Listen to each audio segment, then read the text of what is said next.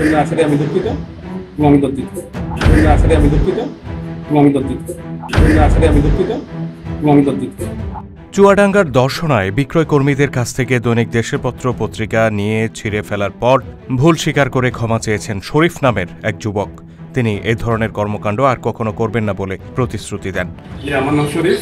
গতকালকের ঘটনা আসলে আমি লজ্জিত। আমি জানতাম না আসলে এইটা একটা জাতীয় পত্রিকা। আমি একটু ভিন্ন মতামতের করার কারণে আমি এটা ছিঁড়ে ফেলেছি, যেটা আসলে জন্য আসলে আমি দুঃখিত এবং আমি লজ্জিত। ধরনের কাজ আর নেক্সট টাইমে হবে না। যদিও হয় তার আগে আমি 10বার চিন্তা ভাবনা করে তারপর করব।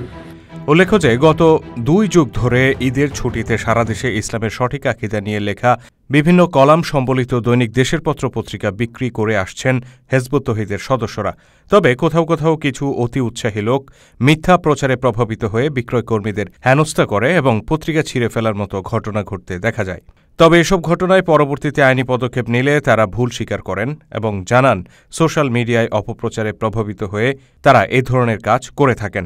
এ বিষয়ে খুলনা বিভাগীয় সভাপতি তানভীর আলম বলেন, বিক্রয় প্রতিনিধিদের কাছ থেকে পত্রিকা নিয়ে ছিঁড়ে ফেলার পর স্থানীয়রা প্রতিবাদ করলে ইউটিউবে বিভিন্ন অপপ্রচারে প্রভাবিত হয়ে এমন কর্মকাণ্ড করেছেন বলে জানান অভিযুক্ত শরীফ এবং তিনি এই কর্মকাণ্ডের জন্য ক্ষমা চান।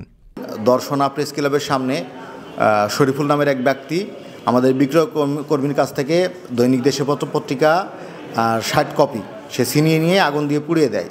এই অবস্থায় স্থানীয় সাংবাদিক সহ বেশ কিছু লোক প্রতিবাদ জানাইলে সে পরবর্তীতে বিষয়টা নিয়ে ভুল স্বীকার করে।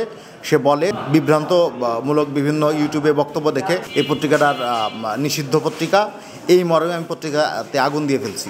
পরবর্তীতে যখন আমি বুঝলাম যে না, এটা আসলে নিষিদ্ধ না, এরা আদর্শিক প্রকৃত আদর্শের কথাই বলে, এটা জানার পরে সে নিজে থেকে ভুল স্বীকার করে এবং বলে আমি পরবর্তীতে এই পত্রিকার বিক্রয়ের ব্যাপারে আমার কাছ থেকে কোনো প্রকার বাধা হবে না, বা আমার সামনে যদি কাউকে দেখি যে বাধা দান করছে তাহলে তাকে আমি নিজ থেকে নিজ দায়িত্বে ধরে আমি আপনাদের নিকট অথবা প্রশাসনের নিকট আমরা তাকে হস্তান্তর করব।